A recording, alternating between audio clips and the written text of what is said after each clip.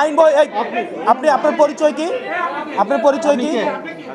না না উনার আপনি হাউজের নাম বলেন। হাউজের নাম কি? আমার অবস্থান ঋণ খেলাপিদের বিরুদ্ধে, লুটেরাদের বিরুদ্ধে, যারা ব্যাংকের টাকা গত 17 বছর বা আসলে আমরা এই কিছুদিন নির্বাচনকালীন একটা বিষয় পরিলক্ষিত করেছি।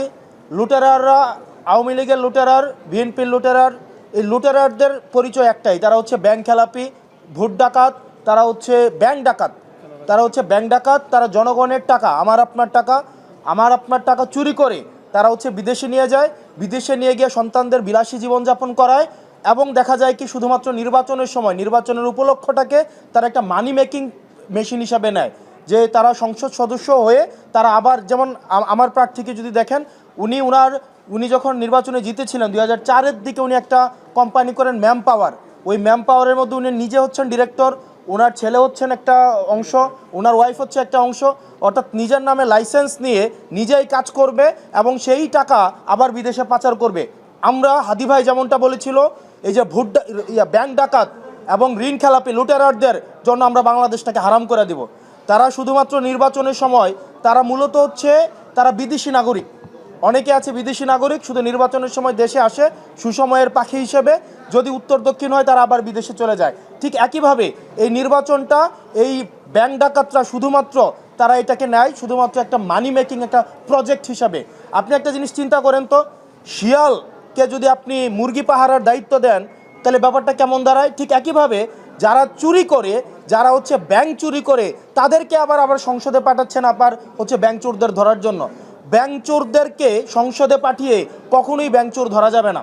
আপনি আমার প্রার্থীর যে বিষয়টি, উনি হচ্ছে ওনার যে লোন, এটা হচ্ছে রাইট অফ লোন, কোনো পার্শিয়াল পেমেন্টে কখনোই হচ্ছে সেটা পরিশোধ হয় না।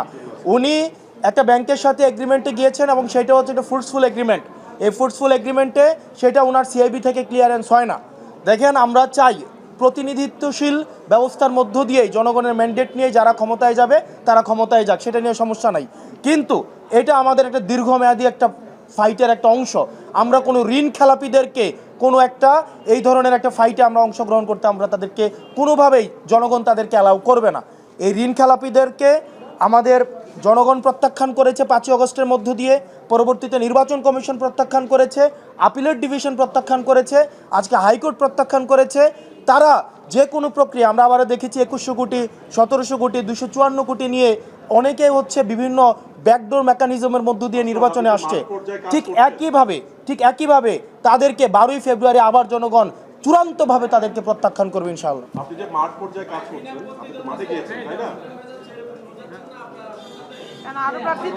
শোনেন, এখানে কেউ, আপনি কি চান বেআইনিভাবে কেউ নির্বাচন অংশগ্রহণ করুক?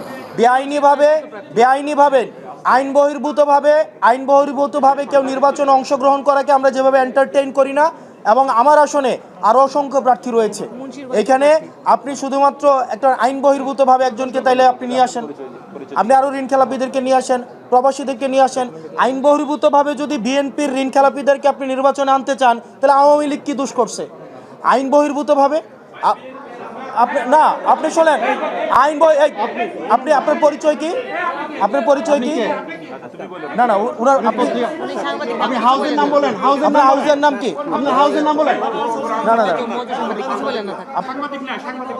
আমার এখানে সম্মানিত উপস্থিত আমাদের সাংবাদিকবৃন্দ যারা আছেন, আপনাদের সাথে আমাদের পেশাদারি সম্পর্ক, আপনারা নিরলসভাবে পরিশ্রম করে যান, আমাদের বার্তা আপনাদের মাধ্যমেই জনগণের কাছে পৌঁছায় এবং বস্তুনিষ্ঠ এবং নিরপেক্ষ সাংবাদিকতার মাধ্যমেই 5ই আগস্টের পরে এবং পূর্বে আপনারা ইতিমধ্যেই আপনারা দৃষ্টান্তকারী, আপনারা উদাহরণ সৃষ্টি করছেন। কিন্তু আমি আপনার কাছে আপনি মানে হাউজের নাম বলে প্রশ্ন করলে সেই প্রশ্নটা হচ্ছে গ্রহণ করতে ভালো, এবং সেক্ষেত্রে আমার পেশাদারি সাংবাদিকরাও একমত হবেন বলে আশা করি। আপনার হাউজের নাম কি?